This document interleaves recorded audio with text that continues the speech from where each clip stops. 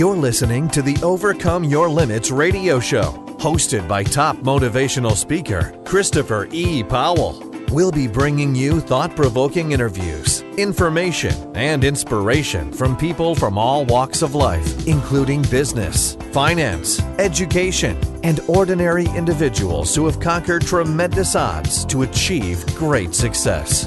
Tune in regularly to get the insight, inspiration, and motivation you need to dramatically improve your life and make a difference in the lives of others. Now, here's your host, Chris Powell.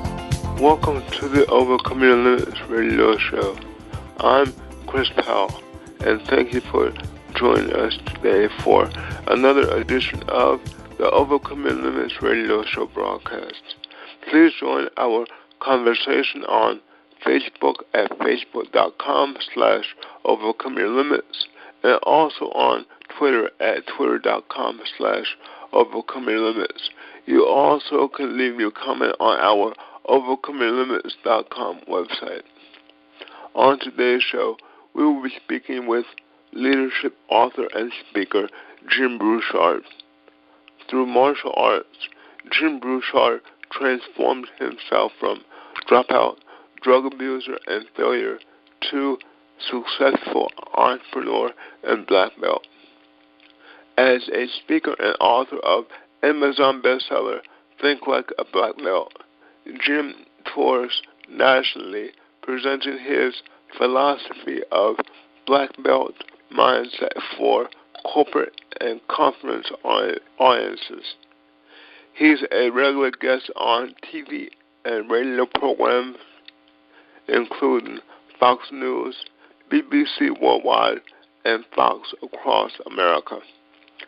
Jim currently has a new book entitled The Sensei Leader. Would you please welcome to the Overcome Your Limits radio show, Jim Bouchard. Hello, Jim, and welcome to the show. Chris, thanks a lot. Thanks for your hospitality. You are a speaker, an author, and you have two books. One is Think Like a Black Belt, and your latest book is called The Sensei Leader, which deals with effective leadership. So I know you have a wealth of information that you can share with our audience, and they will be inspired and enlightened. So tell us a little bit about your upbringing and the struggles that you had to endure. Well, you want the resume. I start every presentation this way too, where when I'm meeting an audience for the first time, I'm pretty upfront with the fact that I was a drug abuser and a two-time college dropout. And from that experience, I had to learn how to transform myself. And really, that's at the heart of all of this. The Think Like a Black Belt theme is focused on personal and professional mastery. And I'm sure we'll be talking about that later on. And of course, the Sensei Leader focuses on leadership. But the idea is that I had to learn to transform myself from where I was to where I am today. And we can talk about how to use that same process for transformation for anybody.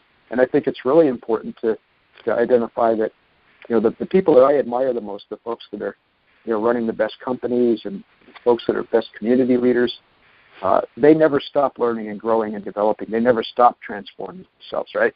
The ones that stop are the ones that fall by the wayside or fail. So that's what's important. So yeah, I had a little bit of a rough patch there, but we're well past it now. Right. Or I would say,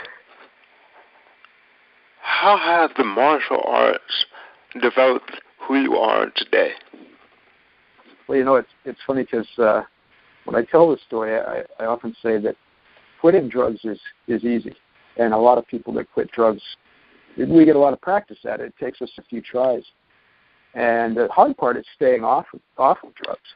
So as I made the decision that I didn't want to have that in my life, I was looking for something that would give me some sense of discipline, some sense of purpose. And also, part of the reason I believe I was involved in drugs in the first place is I had no sense of myself. I had no, I didn't value myself very much. I had no sense of self-worth.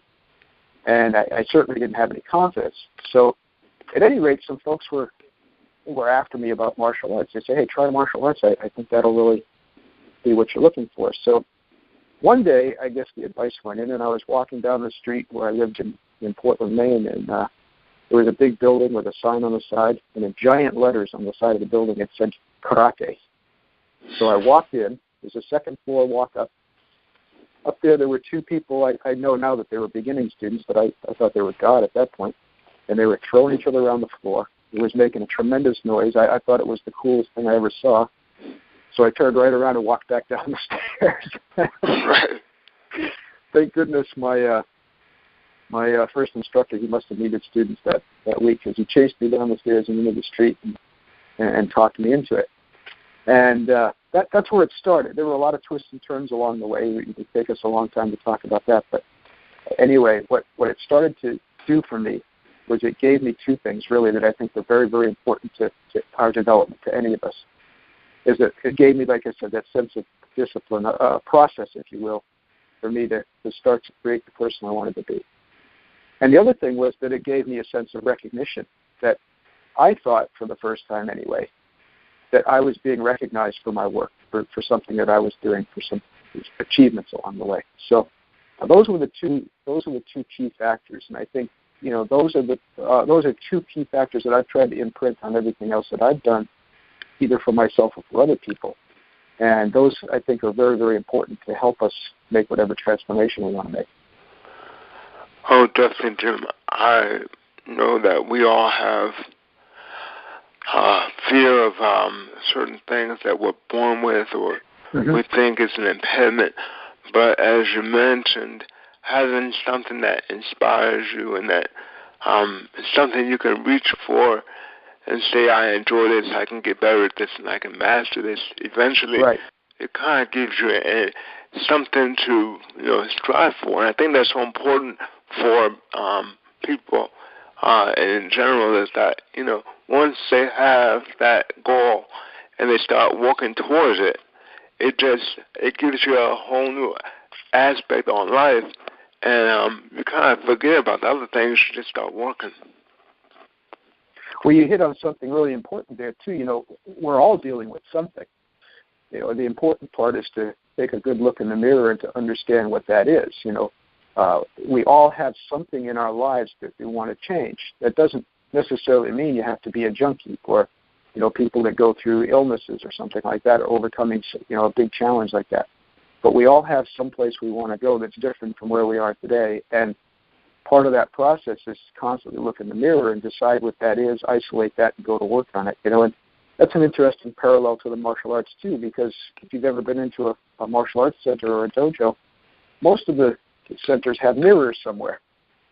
And that's really interesting because that's exactly what it's for. And so you can look at your technique and look at yourself and decide, what's good, what needs to be fixed, what needs to be changed, what's looking better than it did yesterday. So, yeah, that's a good metaphor, I think, for all of us. We just need to get up and look in the mirror. Hey, the only guy that's going to change anything is the one brushing his teeth in your bathroom mirror every day, right? Exactly. That is so true. We just have to get up and do it.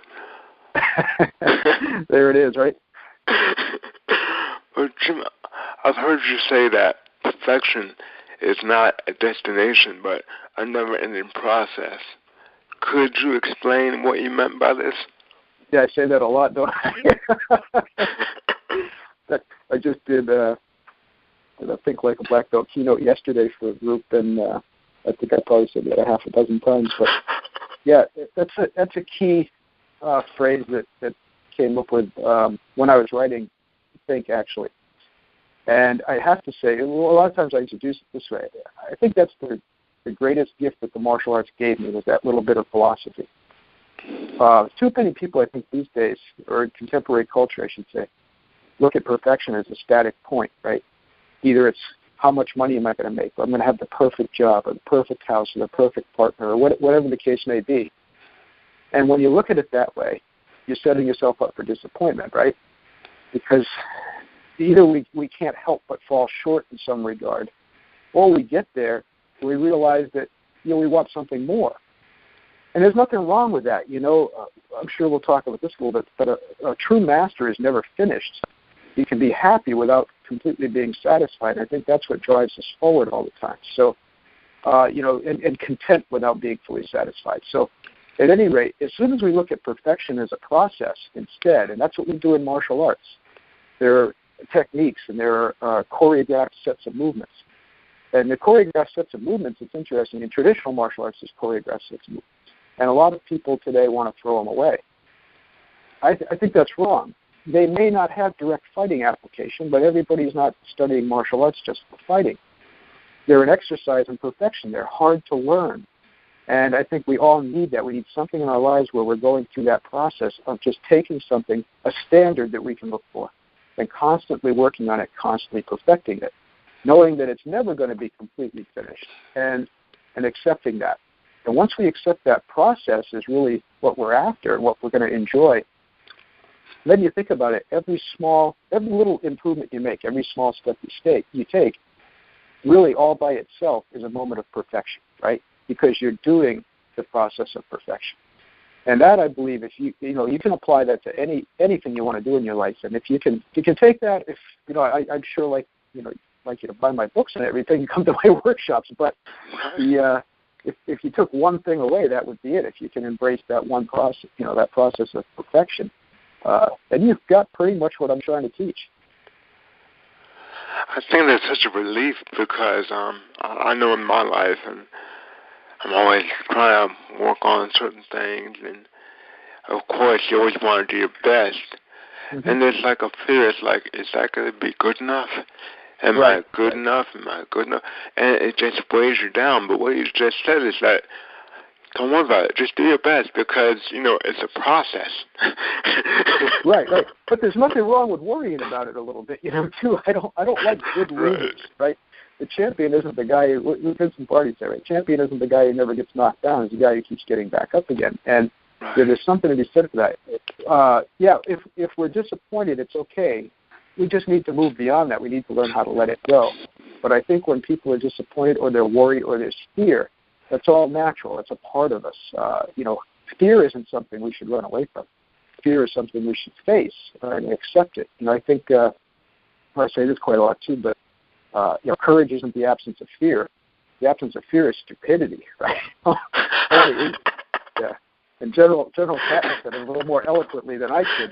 But, I'll paraphrase. He said that he never met an intelligent person that wasn't afraid in battle, right? Because the intelligent person knows what he's facing.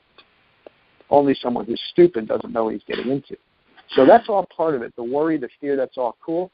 We learn how to take a look at it, shake hands with it, and let it go and move on in spite of those things. And that's really, again, that's something I learned through the martial arts, but there are many, many other ways to learn it, I think, just by embracing whatever you've got going on in your life. So you don't need to kick and punch to think like a black belt, right? Only to actually wear one. Right. Wow. That's amazing advice. And it's really very helpful to me. I know it's helpful to our audience. I've heard you say that mindset shapes matter. How can individuals and companies develop a stronger mindset to help them reach their goals? I must have said that a long time ago. I've kind of revised my thinking in that area a little bit. Okay. Only because of this. A lot of people, I think, push all their chips in on what's popularly called the law of attraction. In fact, someone challenged me on that just yesterday. And I said, you know what? I said, what bothers me is the description of a law. I said, there's an idea in science. It's called the black swan theory. And what that means is if you make the proclamation or you put forth the theory that all swans are white, you only need to find one swan that's black in order to disprove the theory that all swans are white. And I think that's the same thing with this law of attraction. People assume that because they're doing the right things or because they've got the right mindset, right, that everything's going to happen to them. But then how do you explain the fact that there are people that really do everything right and still get a bad hand at cards, right? And so that's something we have to. I'd rather they said a general tendency to attraction, right? Right. And here's why. Now, the mindset is critical, though. When you sit down, I do a lot of work with executives and business owners and whatnot, and I like to ask them, I said, how important is mindset? How important is attitude to the success of your business? And universally, I don't think I've ever come up with anybody that said that it isn't important, and most of them will say that it's one of the most important things. Well, then I say, well, then why do you not pay more attention to it, right? And training it for yourself and for the other people around you? Because here's the thing. With the right mindset, you can drive almost any process. But without that mindset, without the proper mindset, no process is going to work at all, right? If you don't have the mindset to operate that process, it's just not going to work. It's not going to work to its best advantage at any rate. And so that's why the mindset is so important. And so eventually, yes, it shapes the matter, right? But through action. And that's the important thing. It's not just what you're thinking about. That's the problem I have with some of the law of attraction teachers. You can sit down and stare at that vision board all you want, right? It doesn't mean a Mercedes is going to roll into your driveway. You actually have to get up and strap on your belt and get to work, and that's what's going to happen. But the mindset keeps you going, and a generally positive attitude, I think, is what gets you through the toughest times, right? Because, again, not that you can't ignore these natural cycles. We're going to be down sometimes. But if you allow yourself to live there, then you've got a problem. Recognize it, accept it for what it is, and then strap it on and get going again, right? Definitely what you said is so valuable. I know a lot of our audience members have ideas in their mind as well as I have, and it's what you just said. You just can't let it sit there. You have to move on it. You have to do something with it, or it basically just fades away into your memory. So it's very, very important to have action and continue to I guess, cultivate and continue to work on your plan until you see it become. Always. Exactly. Yeah. What you want to become. No, always. I'm glad you brought that up because that's what's so important. I think we've got a lot of issues in our society. Fortunately, we created a society that allows us to change things, and I think we need to get back to an appreciation for that. But two of the most dangerous things in our society that we really need to change it quickly are complacency and apathy. Those things are crippling us, right? And that's exactly what you're saying. When people just expect other people to do for them all the time, and then don't express gratitude when they do get help, that's an issue. But we have to get back to that spirit of independence. I think that we're supposed to be noted for, where we're going to accept responsibility for our own success and for our own action, and we're not going to wait around waiting for it to happen, and we're not going to certainly sit here and say, well, geez, yeah, that looks like a big problem, but it's got nothing to do with me. You see, so if we can really address those ideas of complacency and apathy, and I mean from the workplace, from school, in the society in general, that's critical. Great advice. But I think this is great for us. The next question, and dealing with courage. I've heard you mention there are 3 different types of courage. Could you explain those? Sure, and it's relatively simple. I'm sure people could add to the list, but I like to be a reductionist and try to make it as simple as possible because it's easier for me to remember. I had a lot of concussions, but at any rate, the first part is heroic courage. That's very simple to identify. That's what happens, right? If I asked you if you'd run into a burning building to save a child, I'm sure you'd say yes. That's the expression of that. That's what happens when people go to battle, when people do things in the face of danger. That's heroic courage. So it's not easy to do, but it's very easy to see. Artistic courage is a little bit tougher, and that's what the entrepreneur needs, and that's what a lot of folks need. That means you have the courage to express your ideas for business people to test them in the market, right? Because you don't know how people are going to react to it. I learned that lesson speaking and writing books. That I think in fact, if I remember, Alex, I think believes that we have a mutual friend in Will Patterson, and he's a great example of that. He taught me a lot about that. Where you've got to test these things. You don't know how the market's going to react to it, so you have to have the courage to be able to do that. Remember, there's not the absence of fear; that's stupidity. So anyway, I think that's a huge thing. It's a huge thing from the perspective if you're a manager or an executive or the owner of business, big or small, because you also have to cultivate and allow your people to express that artistic courage. You can't punish them for every mistake they make. You want them to make creative mistakes, not foolish mistakes, right? But they have to be willing to take that chance and to bring new ideas in, because without innovation and creativity, no business or society can survive. The final one is the moral courage, and that's the one that's, it's simple. It's not easy. Doing the right thing. And we see that tested all the time. I mean, I'm getting sick of it. I don't know about you, but isn't it every time we look at the news, there's another leader, there's another politician, another corporate leader that's just exposed as doing all kinds of heinous things, extortion, robbery, embezzlement, fraud. You have to have the courage to do the right thing. I think what happens in those areas, especially if someone has kind of command control over a lot of resources or large resources, is that there's all that constant struggle at temptation. And sometimes people do the wrong thing with the best intentions. How are we going to get this company to the bottom line for this quarter? And they may look at it short. This is the best thing for the quarter, not looking at what's the best thing for the long term and the reputation and the brand and the relationships within the company. So that's the one I think is the most difficult to cultivate, and we really need to pay attention to that. Again, as a community, as a business, however you're functioning, we've got to have the courage to do the right thing, and the courage, of course, to own up to it when we don't do the right thing, which is also a problem, right? Oh, definitely. That is tremendous advice for the courage and just going back to what you said. It's very simple. It's just not easy. Right. Definitely. And the simple things are, I think, a lot of times overlooked. And as you mentioned, getting back to just doing the right thing, and that can make a big change in our society if we adhere to the advice that you just mentioned. Also, going back to Will Patterson, he's definitely a great individual, and he has helped me as well to develop my program and to help me to become, definitely part of what I'm doing today. So I second what you said about Will Patterson. But Jim, he's a great example. I mean, and the thing that you mentioned there, and I think it's very important for people to understand, sometimes we ignore the secret of the martial arts, and I would say the secret to life and business in general is practice, right? Practice.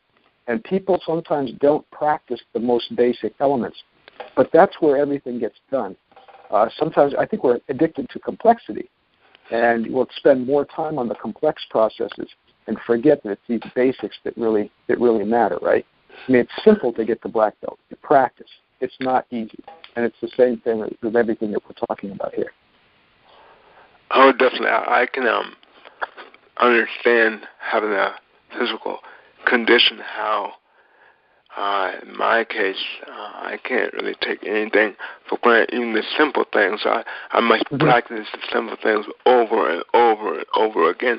But what that has allowed me to help others to see is that, yes, like you said, you can do the big things, but can you do the small things? And can you not exactly perfect them, but can you practice them over and over again until they become routine? And then you're like, wow, how did I get to this point? It's not the big things, but it was the small things that you added up all together that helped you to get to that place that you wanted to be. Or that's exactly what mastery is. That's exactly what mastery is. It's embracing the process constantly. I met a sword master a few years ago, several years ago. I'm getting old, but his name was Yamazaki, and he's one of the Japanese, of the lineage of one of the Japanese sword masters that taught the imperial family. So they take it pretty seriously. And he told this wonderful story. He told first to an interpreter, because he didn't speak a lot of English comfortably, but he said, there's 3 keys to becoming a master. And the way he tells the story, he said there's a young guy who comes to a great sword master and says, I want to be a sword master too. So the master says, good, 3 steps. First one, basic practice, right? He sends him away to practice. When he comes back for the second step, he says, okay, master, what's the second step? Basic practice, of course, right? Sends him away again. Comes back for the third time, he says, okay, master, I'm ready for that third step. I'm ready to become a master too. Now, Master Yamazaki was cool because now he got his English on, and he shouted out to us, he says, third step, more basic a practice, like a Nike, just to do it, right? And I thought that was the best thing. Like, some people say they can handle the big things, but you know what? I don't think so. Not to their best capability. The people that handle the biggest projects and the biggest things in the world are those who really pay attention to the small things, to the details, and to those basics, right? And I think from what you're telling me, you probably have a greater appreciation of that than most people do. So that's a huge advantage, and I'm glad that you're sharing that, because to me, that's where it all lives. I drive my black belts nuts sometimes, right? They've got a lot of complex techniques and stuff, and when I look at them and I'm assessing them, I say, okay, great, now let's break it down. Let's fix that punch up. Let's make that punch a little bit better. Let's make that kick a little bit better. Because that's what makes the technique work, right? Oh, definitely. As you mentioned, it's a never-ending process. Absolutely. But Jim, what are 5 steps that you can take to think like a black belt? Oh, you know what, too? I can send you, we have a JPEG of the cards that we give out at presentations, and they have these 5 steps. I can send you a link for that, and you can give it to your listeners. Okay. First one is choose discipline, and we touched on that a little bit, right? Discipline is nothing more than the development of meaningful and purposeful habits. But the problem is, without those meaningful and purposeful habits, other things are going to take up your time and become entrenched habits as well. You know, in my life, that's part of how I got involved with drugs, right? But that's, like I said, there are other rotten habits too, and apathy and complacency we talked about are 2 of the worst ones. So choose discipline and understand it. It's that simple definition. The second one is focus. And I'm sure you've done this, right? Have you ever tried to, you really screw up your face and you're going to concentrate on something and you force yourself to it, right? And that doesn't really work that well. Martial arts teaches us that focus is a process of letting go of the distractions and the detractions that are getting in our way. So that's how that does. And of course, we can spend hours talking about how to do that. There's lots of techniques for that. The third one is strap on your belt. And it's interesting because I always like to instigate some debate for that one and ask people what they think. But I'll give you, because I know you're short on time, I'll give you the brief, is that it means ritual. When we sit down to strap on our belts, it's a ritual that places us right here in the present moment. We're aware of who we're becoming in that moment. And I think that's a great benefit for anybody, no matter what you do. Can you create a little ritual that puts your mind squarely in where you are right here and right now? The fourth one we already talked about. It's embrace this one idea that perfection is not a destination. It's a never-ending process, right? And that's really the key to mastery, is that continual search for perfection, knowing that you're never going to be completely satisfied there. And the fifth one of my favorites, is, and we already touched on this a little bit too, knock down 7 times, get up 8, right? Because sometimes things just don't go the way they plan. That proverbial poop does hit the proverbial fan once in a while, right? And we've got to get to it. So it's not a matter, and I don't know if this has been your experience, but every highly successful person that I've met in my life, every highly successful person that I admire, when you start asking them, right, what's your story? You always find a long heritage of tough knocks, things that have set them back, times when they've been broke, times when they've been discouraged, times when they've been sick, times when they've been, had all kinds of adversity, and they keep overcoming that. The most successful people are the people that fail a lot and end up putting that in perspective and going forward in spite of it. So those are the real, I'll recap real quick. Choose discipline, number 1. Number 2, focus. Number 3, strap on your belt. Number 4, perfection's not a destination. And number 5, knock down 7 times, get up 8. You do that, you can pretty much keep moving forward. And Jim, you are definitely a testimony to what, those 5 steps. But, well, I do my best. There's good days and bad. Right? Here it is. Wow. Well, Jim, how can our audience contact you for more information about your website, your speaking, and your two new books? I mean, your new book on the Sensei Leader and Think Like a Black Belt. Well, thanks for asking. The easiest way, I like to be easy to find, is thatblackbeltguy.com. Thatblackbeltguy.com.